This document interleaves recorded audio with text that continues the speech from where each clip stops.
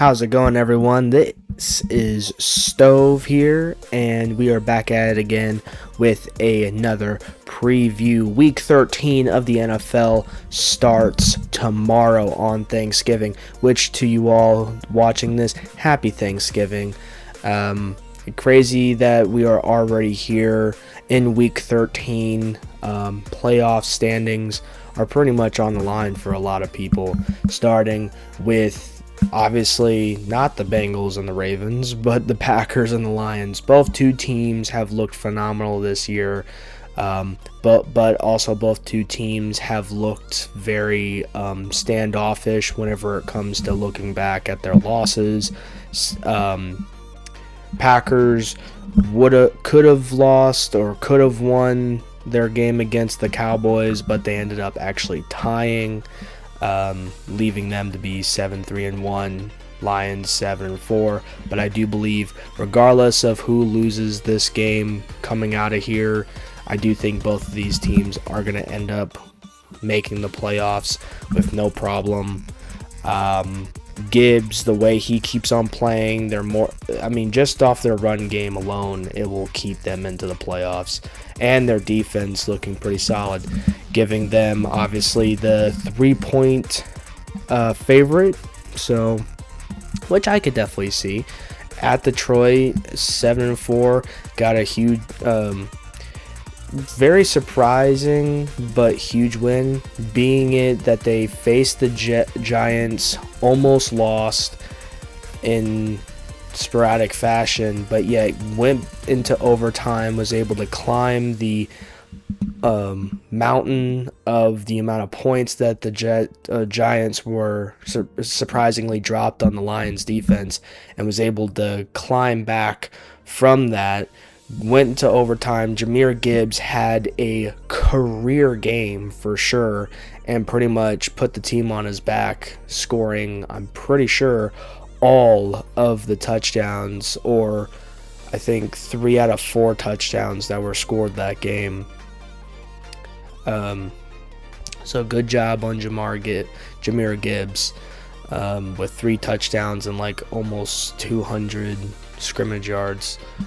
But I do think, though, all in all, obviously Packers had a interesting week last week as well. Well, last weekend, but I do think the Lions are going to take this win. I do think that them being favorited makes sense, winning by 3 points. I don't necessarily think it's going to be, if it is a high-scoring game, then it's the Lions. If it's a low-scoring game, it may just end up being the Packers, to be honest. But we go on to the Chiefs and the Cowboys. A lot of people have been already talking about this one because it is two teams that very much want to fight for playoff positioning. Chiefs 6-5.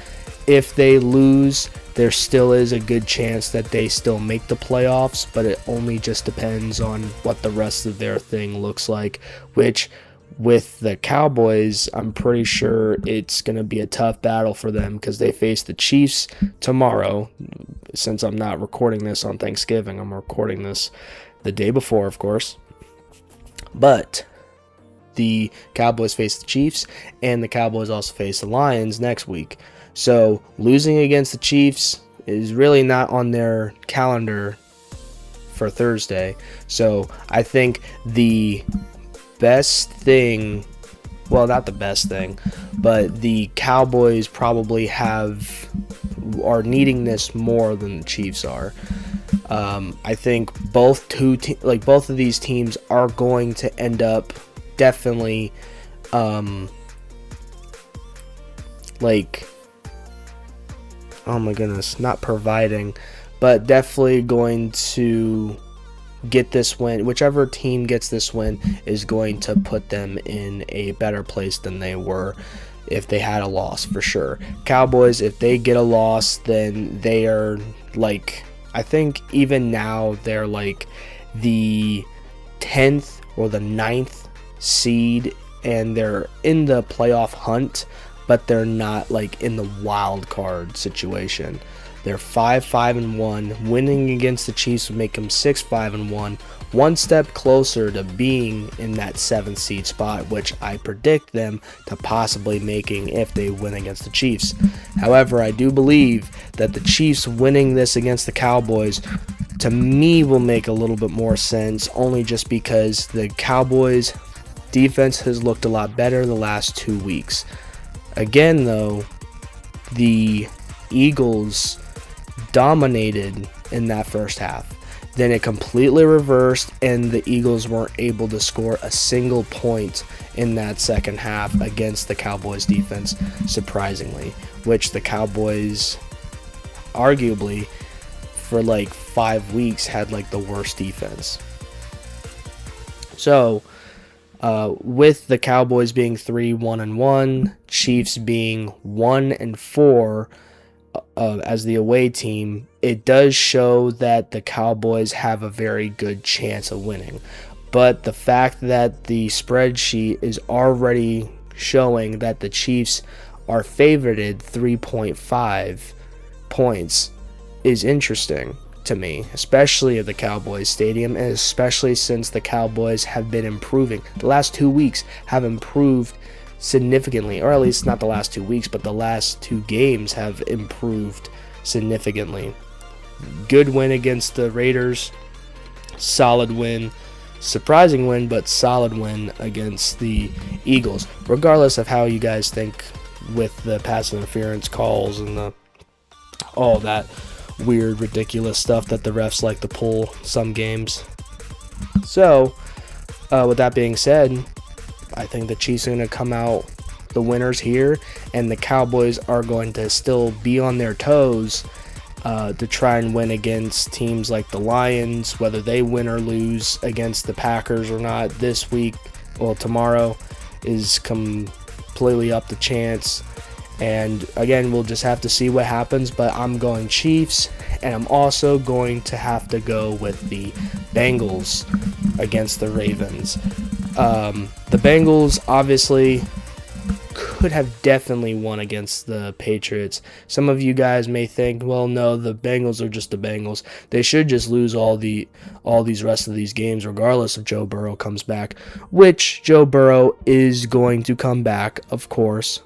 However, and Ja'Marr Chase is also coming back as well.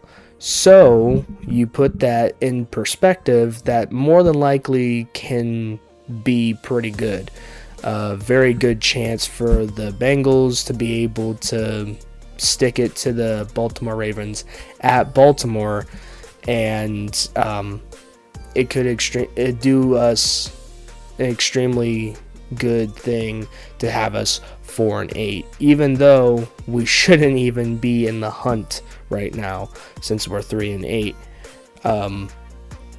If we would have won the last 2 games, being 5-6, I could see that 5-6 Bengals versus Baltimore 6-5 would have been great. But that's not what we're looking at here. We're looking at Baltimore Ravens team still fighting for that number 1 spot in the AFC North division, and the Cincinnati Bengals having almost no chance of making the playoffs, besides maybe like a 10% chance. So, that being said, like I said, Joe Burrow, Ja'Marr Chase back in it.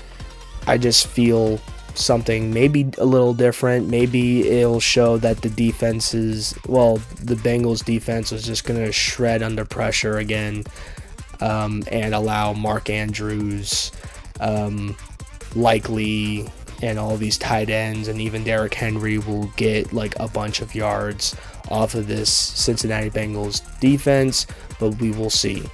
Baltimore Ravens defense didn't look that good either, besides like that 4th quarter, really, or that maybe just the 3rd quarter against the Jets.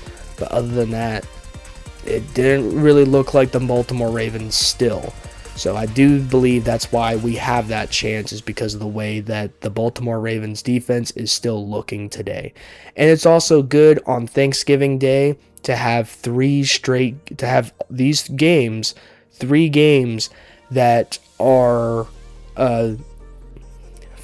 even though the favorites are favorited the way they are, each matchup is by 7 or less points. So hopefully we see a very solid, three very incredible games going on for this Thanksgiving Day. Going on to the Black Friday night game, Bears and Eagles. It's going to be solid. Bears defense is going to have to step it up even more. Caleb Williams is going to have to step it up even more. And these wide receivers, Rome Odunze, DJ Moore, are going to have to come out of the woodwork, not really drop too many passes. Caleb Williams needs to not make too many mistakes. The defense needs to pressure Jalen Hurts and needs to also keep Saquon Barkley on his toes and not let him out of that backfield. Sorry. Eagles, however, they need to swarm Caleb Williams, because the moment he starts throwing inaccurate passes is the moment that the Bears defense is going to show up and try to do something, but they're going to be on that field. As long as you put the Chicago Bears defense on that field longer than that offense, then the Eagles are going to end up winning this game for sure.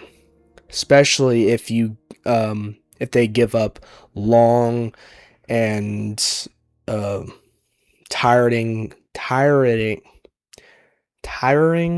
drives. You guys know what I'm saying. The Eagles are going to be able to do that, I think, with no problem. Obviously, Jalen Hurts seems to not necessarily... I think he's been having a better game than Caleb Williams, but some people may argue that Caleb Williams is a top 5, top 10 quarterback, which... Just because he's on an 8-3 team does not mean it's because of the quarterback. There's been 3 games that I could definitely give you that Caleb Williams has done a phenomenal job with. And I believe 2 out of 3 of those games won. I think it might have even been the 3rd game, but I just can't remember too much of that, at least for Caleb Williams. But you have a very good defense. Your running game also has picked up since last year. It's definitely a fantastic thing that we're going to see Chicago Bears and the Philadelphia Eagles go at it, but I am going to have to go Philadelphia winning at home. Probably by 10 or more points, kind of making the Chicago Bears collapse a little bit. Unless Caleb Williams gets 3 or more touchdowns and DeAndre Swift pulls out all of the stops with getting 100 rushing yards, I don't necessarily see the Bears being close with this one against the Eagles. Now, it would be pretty interesting to see it very close, because this may or may not be a playoff matchup, just like it was with the Chiefs and the Colts. But we will just have to see how close of a matchup the Eagles and the Chicago Bears make it out to be. 49ers, I do see taking away Shedeur Sanders' hype real quick. Granted, the Browns defense is going to also make Brock Purdy's life a living hell, which in that case, it really just turns out to be like which teams are going to make the least amount of mistakes. I think that will be the 49ers. I think they are a lot more explosive, especially since they're getting more and more guys off of the injury list. I think being also 4.5 points favorited going into Cleveland, with also being 5-2 as the away team, it really shows that the 49ers have won games, even though they've been, wouldn't say outnumbered, outgunned, outmanned, but the 49ers really don't give a donkey shit about going into someone else's home and kicking the living crap out of them. So, with that being said, I'm going to go 49ers, and I think if you guys see it too, you guys would go 49ers as well, unless you guys are hardcore Cleveland Browns fans, which, if you are, I envy you. But now we go on to the Jaguars. Jaguars had a pretty surprising, in my opinion, but pretty hard-fought game against the Arizona Cardinals. And I do think it could end up being something similar with the Tennessee Titans, but the way the Tennessee Titans have been playing, it's just still not there. I think Jaguars are still a fake playoff team that's going to end up getting wiped off of the face of the earth in the first round of the playoffs. If they do make it, of course, because you still got 6 more games to go. But I do believe that the Jaguars, if they play as hard as they did against the Arizona Cardinals in that second half, as they did with, as they are going to do with the Tennessee Titans, I will say, regardless of turnovers, it will end up being Jaguars win number 8 for them. Colts versus Houston is going to look a lot different, with Houston's defense being number 1, Colts having a top 5, maybe even a number 1 offense. So with that being, I'm pretty sure it is number 1 offense. So with that being said, number 1 offense versus number 1 defense. Colts, there is, I think, also a stat out there that every number 1 offense versus number 1 defense, the number 1 offense has prevailed and won their games. Plus, the Colts are still the only team, I believe, the only team to be undefeated at home. And I believe they want to keep that streak, especially since they had already done well against Tennessee Titans, I believe, twice. They're now going to face the Houston Texans twice, and they're also going to face, why am I not thinking? Oh, the Jacksonville Jaguars. No, never mind. I don't know why I'm thinking that. I think it is the Colts, who have already faced 2 out of 3 of their teams, and now facing I don't know. You know what? Don't even listen to me whenever it comes to AFC South.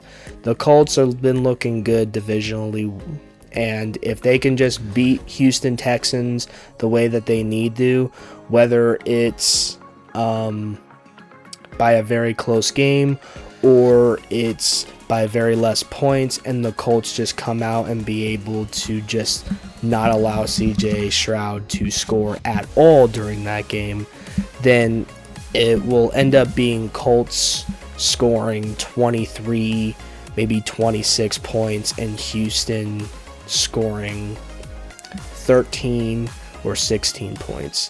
So I do think the Colts are going to end up taking this win, but it'll still end up being still difficult to some degree for the Colts, especially since it's number 1 defense. But Dolphins are going to win against the Saints. Falcons are going to face the Jets and win their game. And it's really just going to show between the Jets and the Saints, besides Tennessee, who is the second worst team in the league, and we're going to find that out between when the Saints and the Dolphins face each other and the Falcons and the Jets face each other. Which, if I'm not mistaken, either the Saints and Jets already faced each other, or I'm thinking that the Jets and the Saints are going to face each other at some point down the line, and we're actually going to see who the number 2 worst team is, besides Tennessee Titans, of course, being at number 1. Cardinals versus Tampa Bay Buccaneers. Cardinals offense has looked good, and even against Jaguars Jacksonville Jaguars, their defense looked very good with the turnovers and could possibly do the same thing against the Tampa Bay Buccaneers. But I do think Tampa Bay is going to show a little bit more promise. Hopefully stop with the losing and try to get back on track, even with some people still coming back from injury or still being on the injury list. I think from now till like week 15 or 16, you're still going to see a little bit of struggle, but Tampa Bay is still going to squeeze out this win for sure. Definitely more, I would say like 6 to 10 points or more against the Cardinals. And that's only just because the Buccaneers defense will also look a lot better.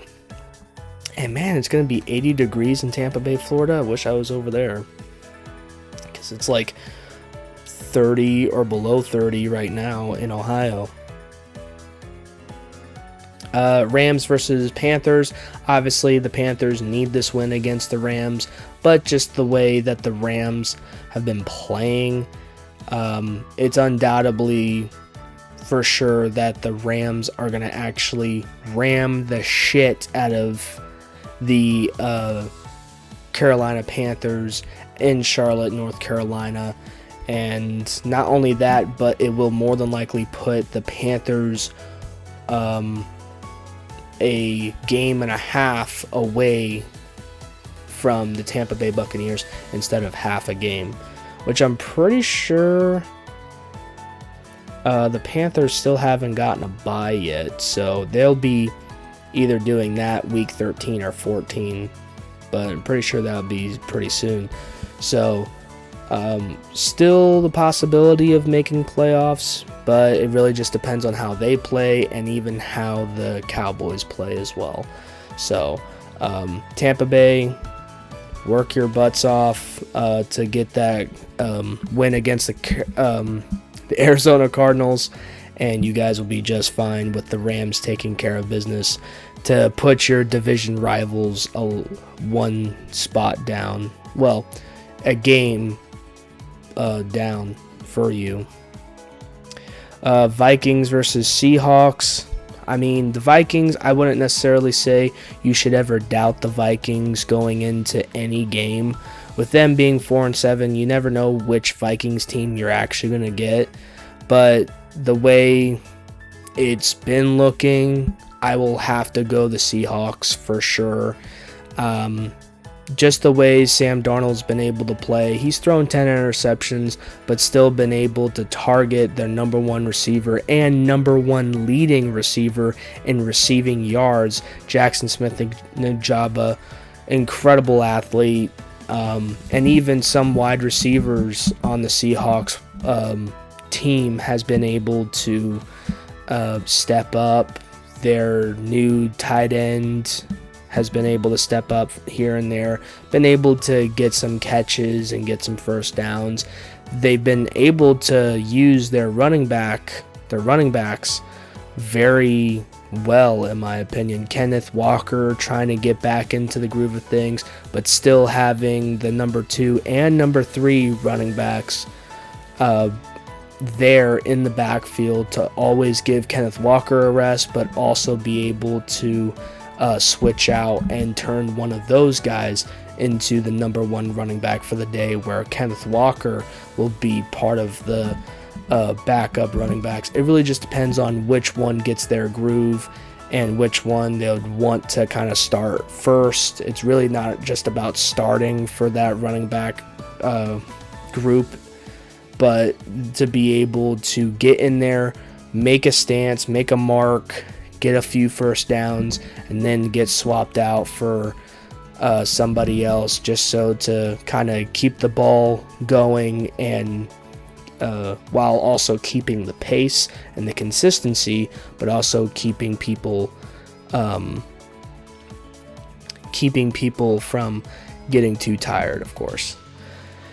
Then you got the Bills versus the Steelers. I think the Bills are going to end up winning. Granted, it is going to be a struggle, absolute struggle, just because the Steelers' defense has also not looked too good either.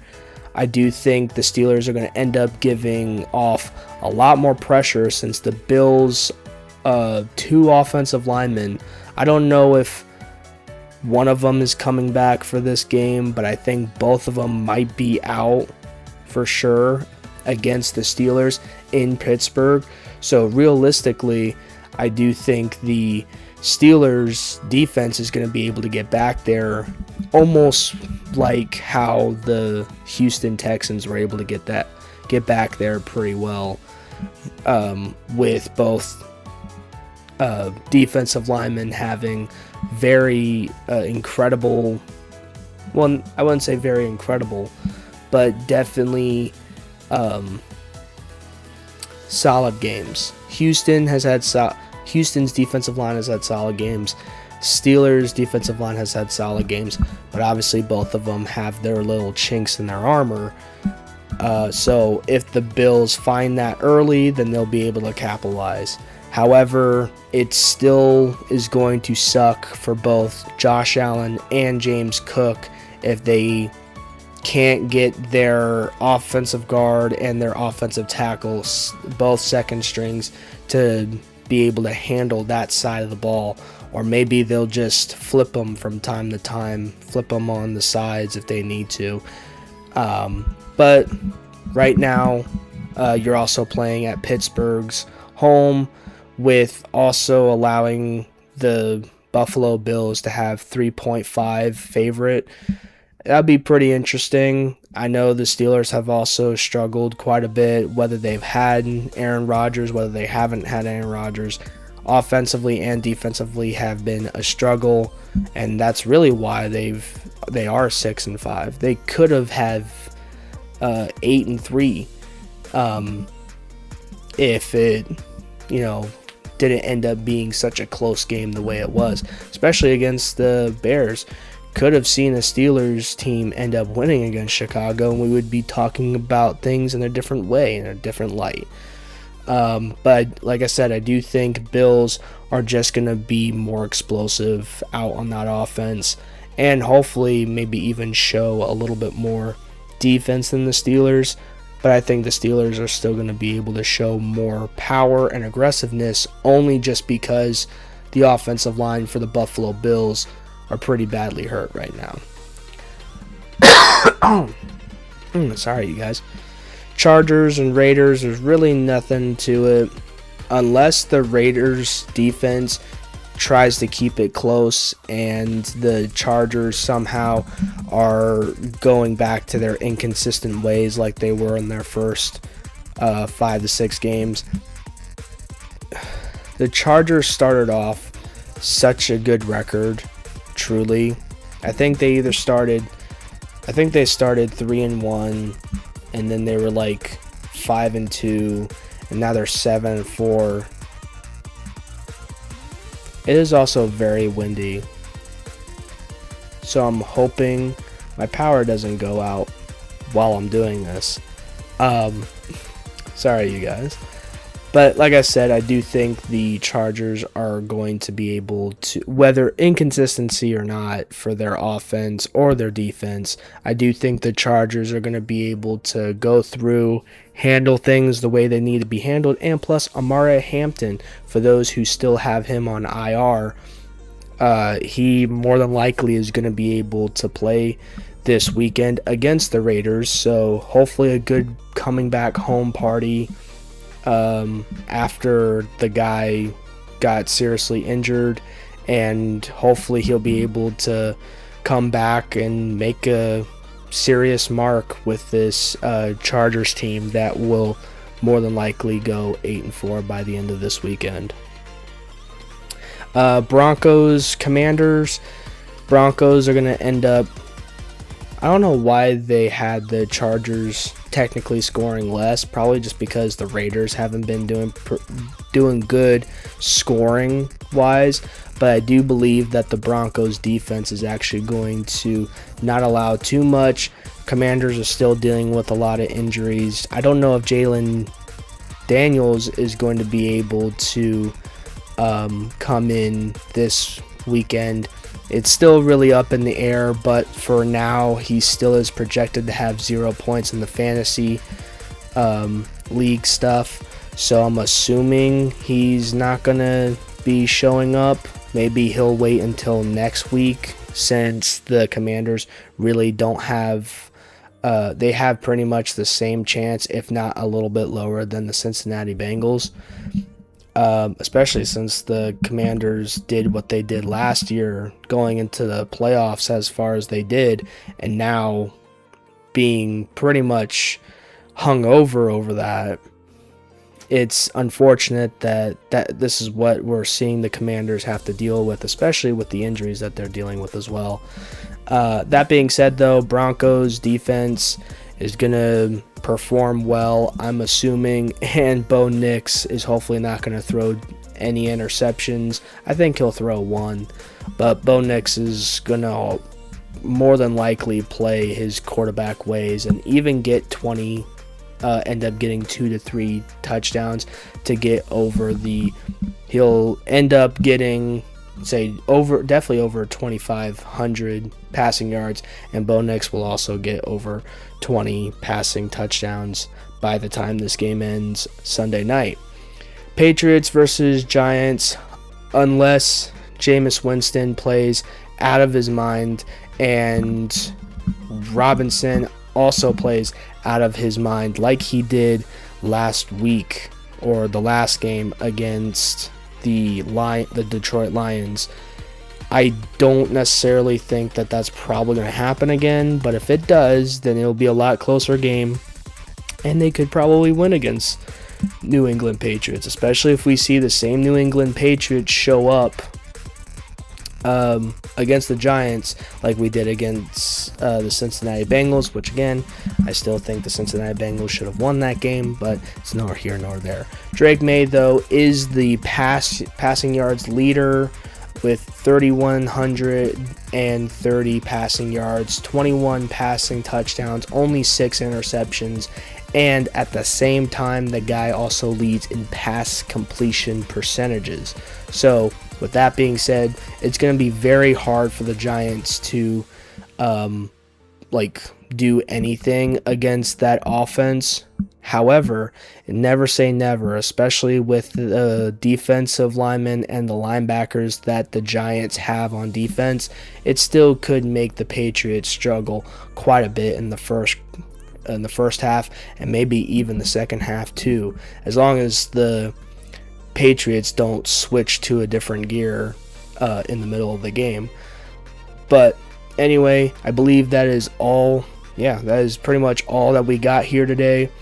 And yeah, you guys, let me know what you guys think of my videos. Let me know what you think of my narratives, the way I'm speaking. Should I give more detail on some of these matchups? And also, what are your favorite teams? Let me know how if I'm irritating you with certain things that I say about your certain teams. This is really only just for comedic purposes if I do say anything, especially a little offlandish. But again, comment down below. I would like to, again, hear your voices, and I can obviously get back to you guys at least the best I can. And subscribe if you guys haven't already. If you guys enjoyed this, let me know. Again, let me know. But subscribe and like this video if you guys do think I did a pretty darn good job with this. And as always, have a good day, you guys, and peace.